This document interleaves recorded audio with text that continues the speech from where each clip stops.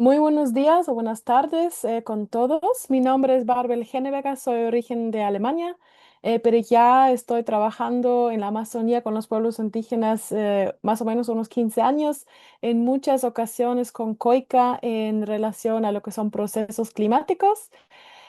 Agradezco a COICA, lo que es la Escuela Indígena de Formación Evaristo Unucuac y el Programa de Defensa de Defensores, la invitación de poder dictar este curso hoy día. Estamos hablando pues sobre los retos para la gobernanza indígena y los riesgos de los servicios ambientales y mecanismos RED. Ya. Entonces, para comentarles de los contenidos que vamos a ver hoy día, primeramente vamos a ver un poco el contexto de la Amazonía, de los servicios ambientales. Entonces vamos a ver qué es RED y cuáles fueron los procesos importantes para los pueblos indígenas. Vamos a hablar de los desafíos y riesgos y también de las respuestas indígenas y sus propuestas a lo largo de estos años relacionados con estos temas. Bueno, el contexto de la Amazonía, viendo este mapa, que son los territorios indígenas con las diferentes figuras legales de reconocimiento. Y yo creo que es muy importante reconocer, ¿no? Que entonces los pueblos indígenas ocupan 404 millones de hectáreas en Latinoamérica y el Caribe, que es el 20% del territorio de la región. Y en la Amazonía es casi el 60% del área con 237 millones de hectáreas. Em, Más de 200 millones de hectáreas contienen bosque y entonces eso también es importante reconocer que realmente el 80% del área que es ocupado por pueblos indígenas está cubierto por bosque, 330 millones de hectáreas y de ellos 173 millones de hectáreas corresponden a bosques intactos. Cuando uno ya mira las cifras, uno ya se imagina cuál es la importancia ecológica de los territorios indígenas. Em, en la cuenca amazónica, la mitad de los bosques se encuentran en lo que son territorios indígenas y entonces un valor aproximado que actualmente 34 mil millones de toneladas métricos de carbono, em, que equivale al 14% del carbono de bosques tropicales del mundo, está almacenado en lo que son los territorios indígenas. Entonces, conociendo un poco sobre los procesos climáticos, se ve cuál es la importancia realmente de los territorios indígenas, em, de mantener ese bosque en pie y reducir la deforestación y, por ende, lo que son las emisiones del dióxido de carbono. Los quiero compartir también este mapa con lo que son las organizaciones bases de COICA a nivel nacional, sabiendo que muchos de ustedes pertenecen a aquellos. Entonces podemos ver lo que son los diferentes países y sus organizaciones miembros de COICA y también en verde más oscuro lo que son los territorios indígenas con lo que son la información de cuántos megatoneladas de carbono se mantienen en los territorios indígenas en cada uno de los países. Y aquí les quisiera compartir un par de fotos que fue un proceso que realizamos con COICA en varios países en el año 2012, 2013, o sea, ya mucho, mucho tiempo atrás, haciendo los primeros mediciones de carbono de árboles en la Amazonía. Y con esto, con los resultados de los propios pueblos indígenas y sus mediciones, eh, trabajando en los primeros mapas de carbono de la Amazonía en este entonces, una base de trabajo que realmente se utiliza hasta hoy en día. Y entonces, esas son las últimas cifras de lo que es la pérdida de lo que es los bosques amazónicos. Y entonces, las cifras demuestran claramente que el 89% del bosque amazónico que se pierde está fuera de la figura legal de los territorios indígenas. Entonces, si se ve en el mapa, o sea, todo lo que son esos áreas de color café, son las áreas en cual hay pérdida de lo que es la cubierta forestal desde el año 2000. Ya, entonces, viendo todas esas cifras, viendo lo que ha probado la ciencia, se entiende por qué hay tanta importancia de mantener lo que son los territorios indígenas para enfrentar lo que es la crisis climática a nivel global. Em, de los mecanismos climáticos de los cuales todavía vamos a hablar, lo importante sería que se garantice, pues, ¿no? Lo que son los derechos territoriales, la autodeterminación, la participación efectiva y la gobernanza indígena. Y entonces, lo que se ve como el objetivo es conservar los bosques, pero para que sean gobernados de los pueblos indígenas y que son gobiernos territoriales vivos. El próximo punto que vamos a ver es el tema de los servicios ambientales, que son todos los servicios que nos brinde la naturaleza realmente, em, que se distingue en lo que son diferentes servicios de regulación, de abastecimiento, de soporte y servicios culturales, como pilares grandes, digamos, de lo que son los servicios ecosistémicos.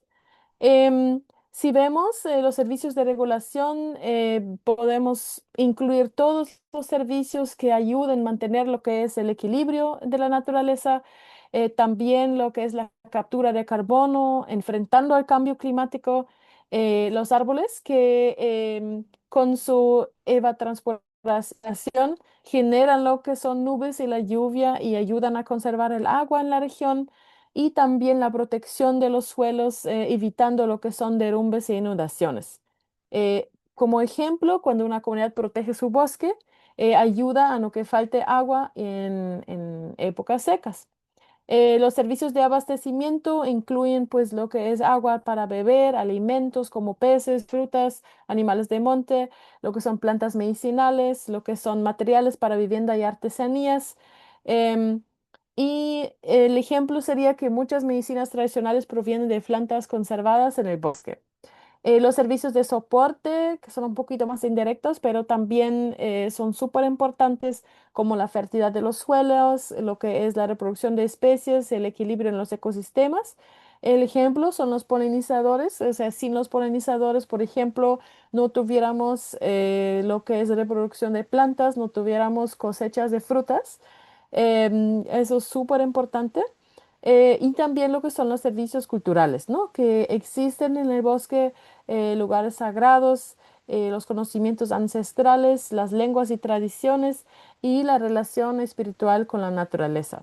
Entonces, el ejemplo sería que un río o una montaña puede ser parte de una historia, la espiritualidad y la identidad de un pueblo indígena. Em, para el tema climático en específico, quería mostrar lo que son estas dos imágenes.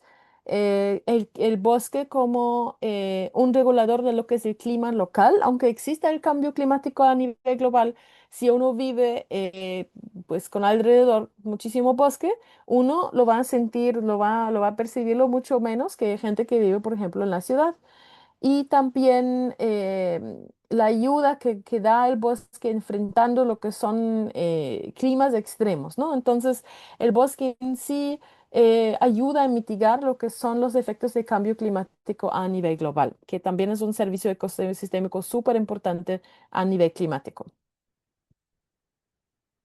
Entonces, ¿cuál es el rol de los pueblos indígenas ahí? Lo importante es saber que esos beneficios que da en el bosque no son como algún producto, pero lo importante es reconocer que con la manera de cómo los pueblos indígenas manejan de manera sustentable lo que es el bosque, se mantienen lo que son estos servicios ecosistémicos a pie, que es importante para toda la región y para toda la gente que habita ahí, ¿no?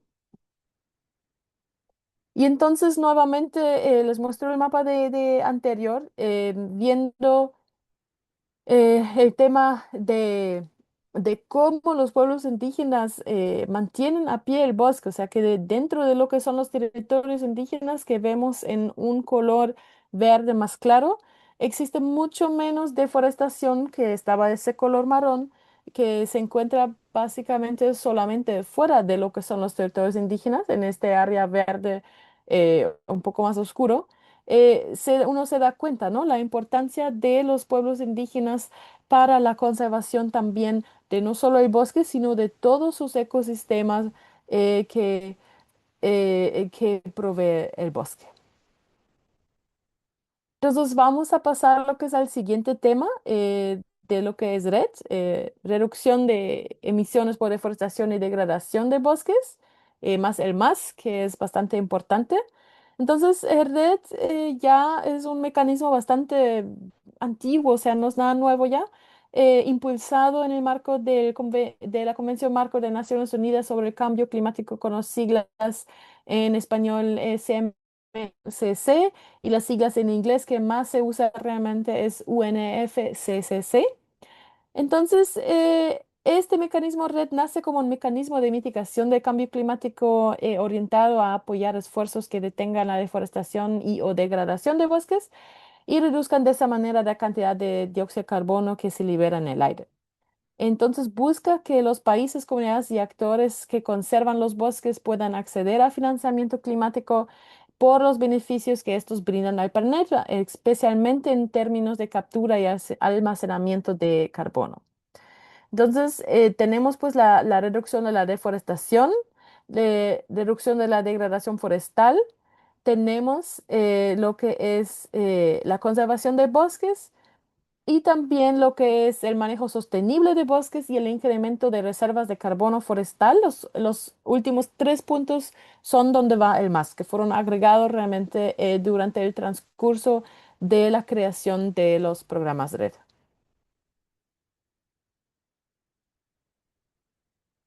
Ya, entonces aquí es súper importante hablar en una sola frase con RED de los salvaguardas de Cancún. En la COP 16, los COP son las conferencias de los partes de Naciones Unidas que se junten cada año en los meses de noviembre y diciembre, en cada año en un país diferente, para hablar de lo que son los avances del Convenio Marco de Naciones Unidas de Cambio Climático y también elaborar lo que son las estrategias. Y entonces la COP 16, los países acordaron que red debía implementarse respetando ciertas salvaguardas sociales y ambientales. Entonces, estos salvaguardas buscan evitar impactos negativos, respetar los derechos de los pueblos indígenas, promover la participación efectiva, proteger los conocimientos tradicionales y preservar la biodiversidad. Entonces, muy relevantes para los pueblos indígenas son la salvaguarda de respetar los conocimientos y derechos de los pueblos indígenas y comunidades locales y también de garantizar la participación plena y efectiva de los pueblos indígenas en el diseño e implementación de red y falta decir desde el inicio de una actividad. Entonces, en el año 2013, ya en la COP 19 en Varsovia, Polonia, se aprobó el marco de Varsovia para red. Entonces ahí fue donde por primera vez se establecieron lo que son reglas para la implementación de red em, y ya se podía implementar y acceder a lo que es un financiamiento basado en resultados. Entonces, en ese entonces se aprobó lo que es la elaboración de un plan de acción o estrategia nacional, la elaboración de un nivel nacional de referencia de las emisiones forestales un nivel nacional de referencia forestal o provisionalmente niveles subnacionales. Y de esta manera se establece pues una línea base para comparar avances. También se estableció elaborar un sistema nacional de monitoreo forestal en el marco del cual los países deben medir deforestación, degradación y cambios en el bosque. Em, También hay que elaborar un sistema para proporcionar información sobre la forma de cómo se están abordando y respetando las salvaguardas correspondientes, el sistema de información de salvaguarda, pues, y también reglas para lo que es medición, reporte y verificación, em, y estos resultados deben ser transparentes y verificables. Entonces aquí vemos un poco la línea de tiempo de red en los diferentes casos de las conferencias que ha habido en el marco del Convenio Marco de Naciones Unidas de Cambio Climático, empezando con el 2010, la COP16 que nace en las salvaguardas de Cancún. En el 2013 se aprueba lo que es los reglamentos para la implementación de red. En 2014, en la COP de Lima, se crea una plataforma para que los países reporten sus resultados red, salvaguardas, monitoreo y avances nacionales. En el 2015 se llega a lo que es el Acuerdo de París en la COP21 y entonces RED es incorporado al marco climático global en el artículo 5 del Acuerdo de París, donde RED más está reconocido formalmente por primera vez y se reafirma este marco de Varsovia. Em, y entonces, desde el 2016 al 2020, los países desarrollan estrategias red em, y también sus sistemas de información de salvaguardas y también sus reportes de resultados. Y desde el 2020 al 2026 se ha observado que crecen esos mercados voluntarios de carbono y hay mucho debate sobre los derechos al carbono y sobre el financiamiento climático para lo que son territorios indígenas. Y entonces aquí una paréntesis un poco para comentarlos de la participación que ha habido de los pueblos indígenas en espacios internacionales. Entonces, en el espacio de la ONU, desde los muy principios, se ha creado lo que es un caucus indígena, em, en cuales indígenas y también miembros de comunidades locales del planeta entero se reúnen durante lo que son los COPs y también las conferencias SAPSTA em, para debatir lo que es la participación efectiva y los avances y también los salvaguardas y derechos de los pueblos indígenas y hacen bastante incidencia política con gobiernos que son aliados de pueblos indígenas para ser incluidos. Entonces, lo que se busca justo es eso, em, la incidencia para que respete lo que son derechos humanos en las políticas y convenios internacionales, además la participación plena y efectiva en los procesos y también lo que es la oportunidad de presentar lo que son propuestas propias sobre mitigación y adaptación al cambio climático. Entonces, uno de los logros más grandes fue el establecimiento de una plataforma de intercambio de conocimientos de comunidades locales y pueblos indígenas como institución de la ONU que ya también está funcionando ahora varios años. COICA en específico y sus organizaciones miembros desde hace 2 décadas están ya participando en lo que son las conferencias de la ONU sobre cambio climático. Y entonces, lo que se ha visto que pues desde el inicio participando lo que es el caucus y llevando sus propias propuestas y presentaciones a lo que es este espacio de la ONU sí ha ayudado bastante de dar a conocer lo que son los retos y desafíos de lo que son los pueblos indígenas amazónicos, pero también poder presentar lo que son sus propuestas a los espacios internacionales.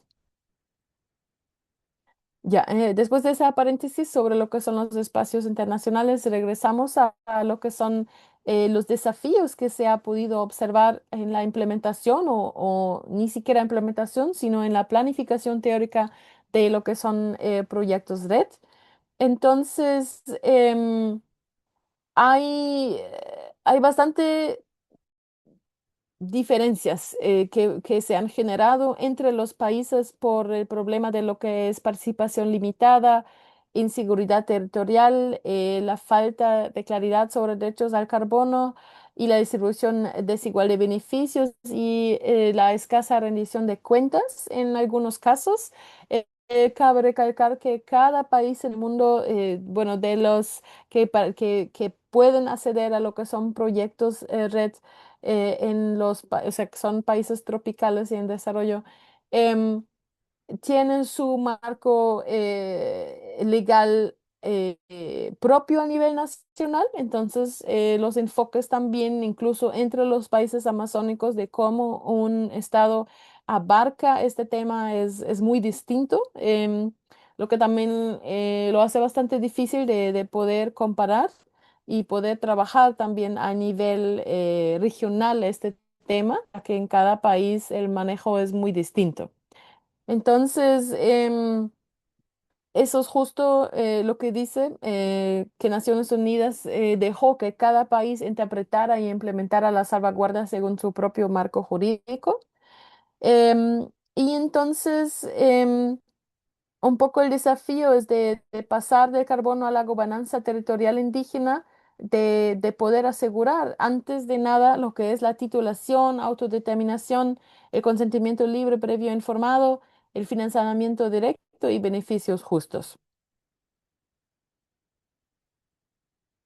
Entonces, el debate se ha movido un poco de hablar de lo que es la reducción de la deforestación nomás, sino también de quién tiene derechos de lo que son estos, este carbono almacenado dentro de los territorios indígenas. También en el tema de financiamiento de cómo se evita intermediarios y asegurar acceso directo a fondos climáticos. em, de lo que son salvaguardas efectivas, de pasar de no hacer daño a fortalecer derechos indígenas y también en el tema de mercados de voluntarios de carbono han surgido cuestionamientos sobre la sobrevaloración de créditos, la transparencia y beneficios reales para comunidades, eso a base de los ejemplos que ya se ha visto implementándose en los últimos años, ¿no? Y entonces, en el tema de la gobernanza indígena, organizaciones como COICA impulsan propuestas como el Red Más Indígena Amazónico, que ya fue propuesto por primera vez hace unos 10 años, si me acuerdo bien, lo que es el acceso directo a lo que es el financiamiento climático y a un tiempo fortalecer lo que es la autodeterminación indígena.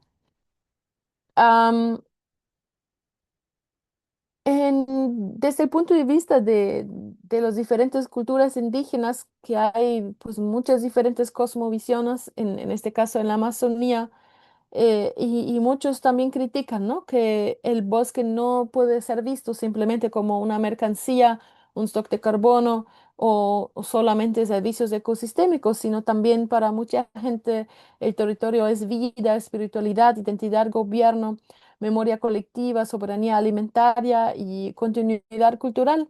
Y ahí hay como un choque, ¿no? De cómo uno evalúa lo que es el tema del bosque y de eso de ponerlo lo que es un valor monetario, ¿no?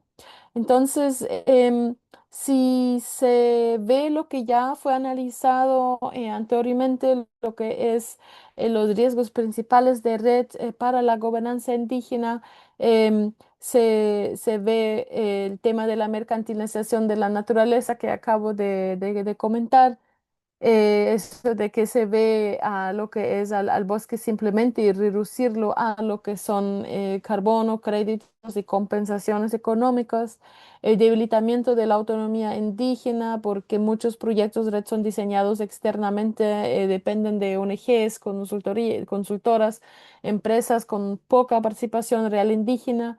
Que puede haber conflictos internos y fragmentación comunitaria por los incentivos económicos que se puede generar pues disputas internas, desigualdad, división organizativa y concentración de beneficios. Em, Puede haber falta de seguridad territorial en algunos países por el tema de la falta de titulación y protección territorial. Puede haber violación de derechos de consulta y consentimiento en algunos países, sobre todo en el tema de la socialización, que mucha información llega incompleta o no es no es distribuida de una manera culturalmente apropiada, ¿no? Entonces, no existen idiomas indígenas, o los procesos no son como deberían ser y pasan bastante apresurados.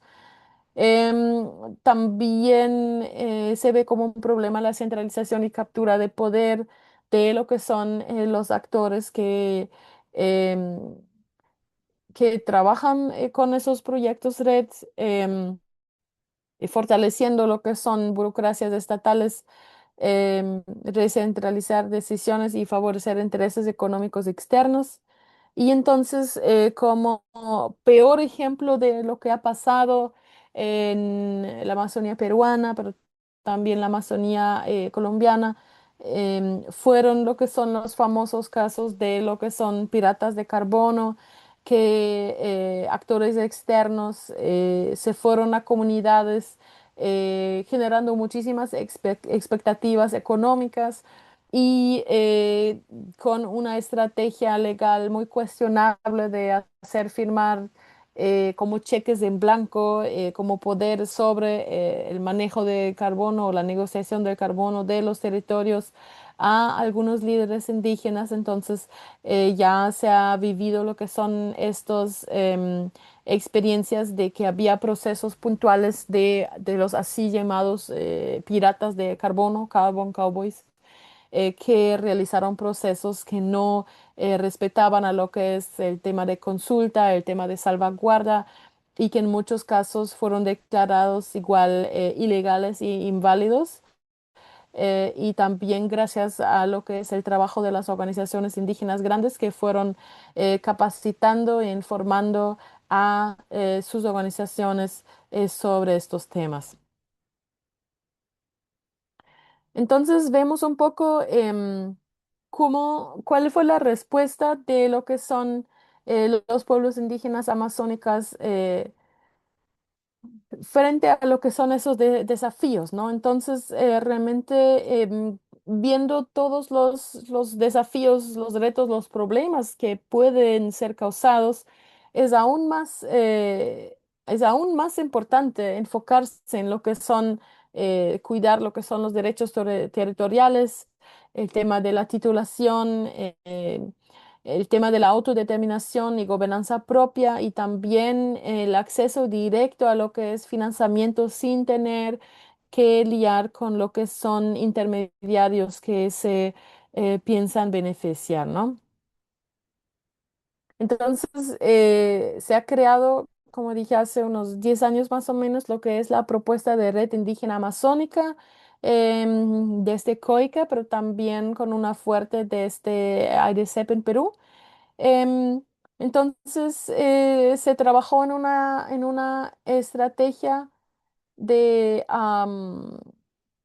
de cómo pueblos indígenas puedan proponer lo que es acceder a los beneficios climáticos, pero ya con sus lineamientos propios, ¿no? Entonces, se propuso con fondos climáticos fortalecer lo que son los territorios indígenas, reconocer los sistemas de gobernanza propios, garantizar derechos colectivos, valorar los conocimientos indígenas y conservar íntegramente los bosques.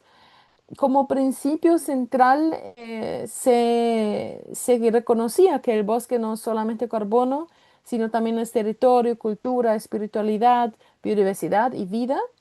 Y entonces así se buscaba implementar acciones de mitigación, adaptación y resiliencia frente al cambio climático desde la perspectiva de los pueblos indígenas. Y se trabajó en una implementación en los diferentes países. En el Perú, este proceso ha avanzado bastante realmente.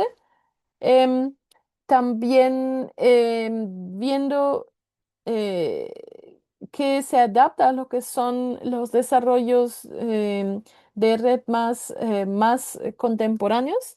En esa gráfica igual se puede observar lo que es un poco la diferencia entre Red Más y RIA, Red Indígena Amazónica.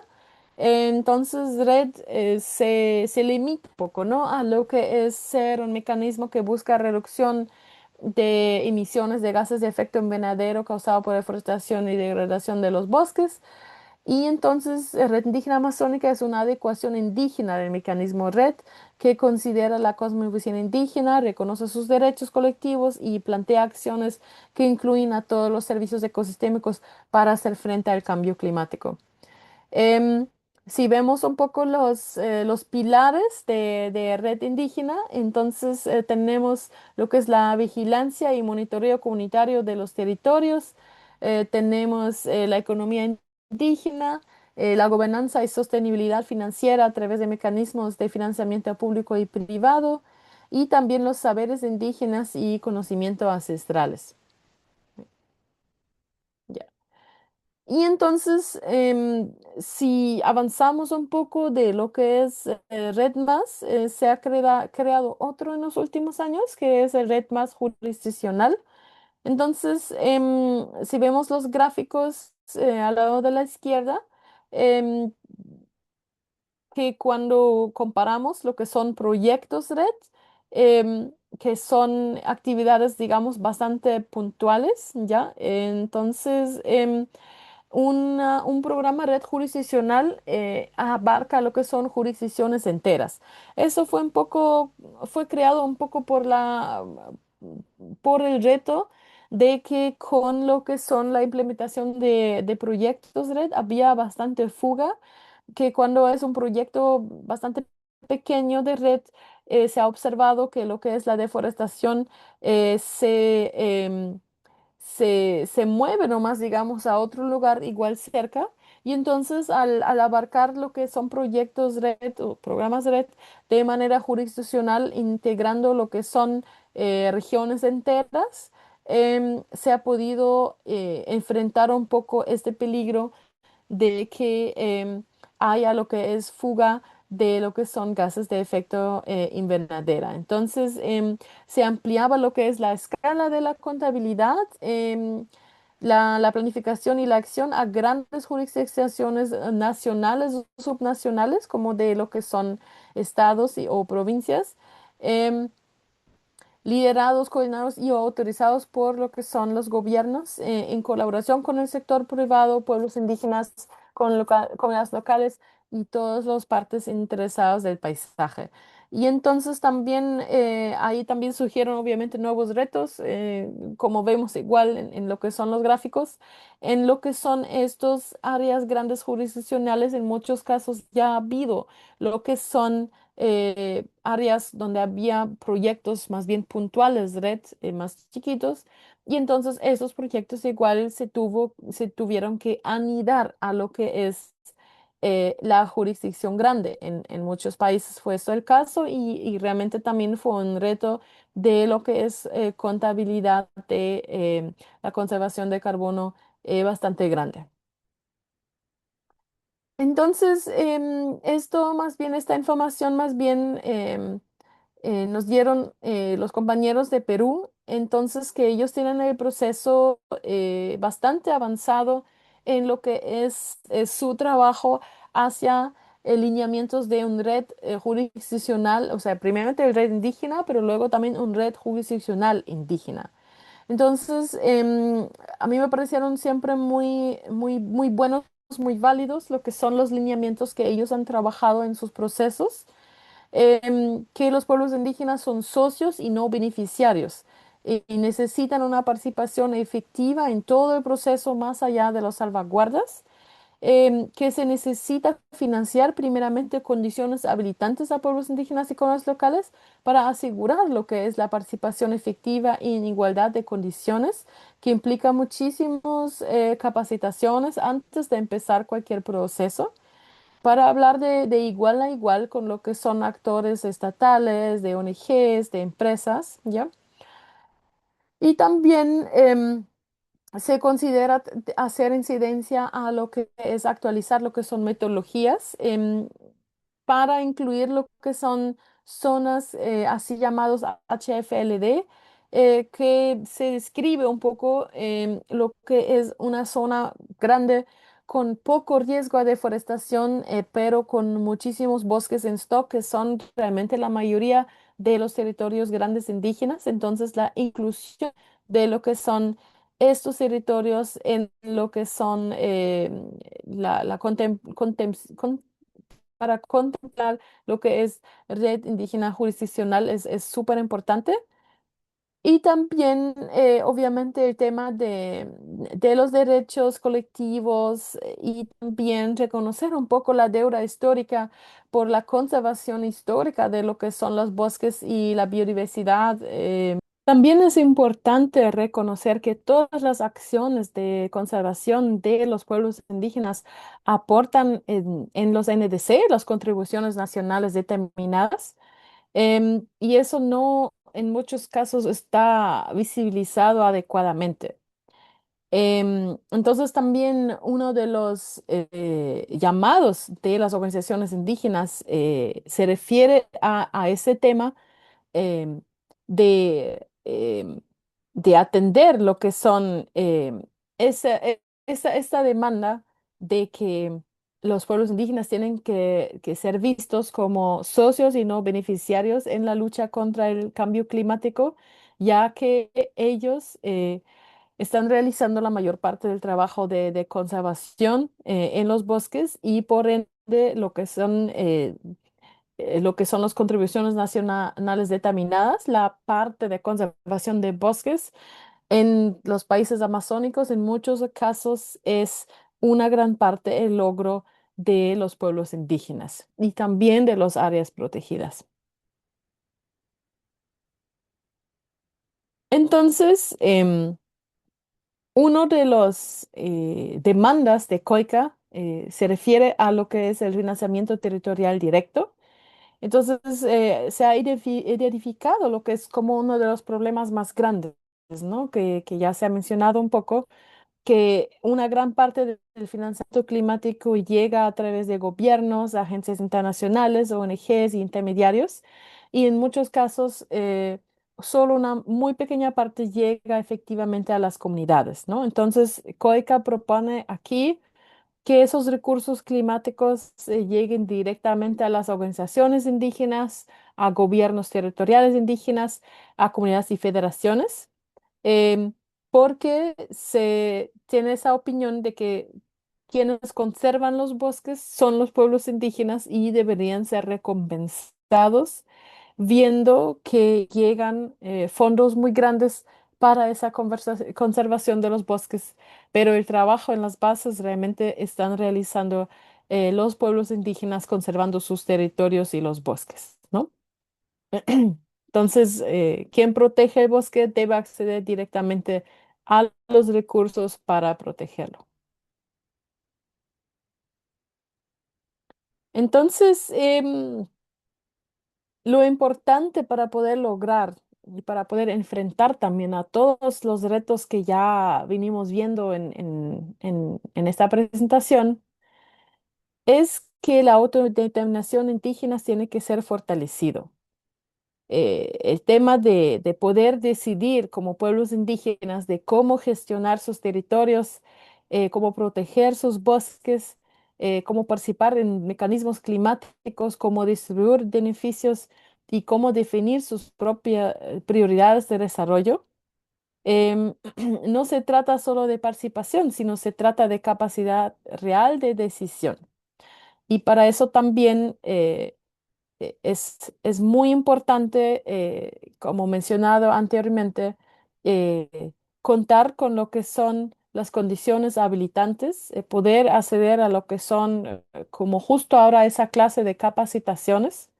Em, También implica, obviamente, tener lo que es la titulación del territorio y seguridad territorial. Implica que se respeta lo que son los procesos de consulta y consentimiento libre, previo, informado, la participación en la toma de decisiones, el reconocimiento de autoridades indígenas legalmente constituidos y también implica siempre el fortalecimiento de las organizaciones indígenas y su trabajo. Con eso quiero cerrar esta presentación. Entonces, agradezco a todos los participantes.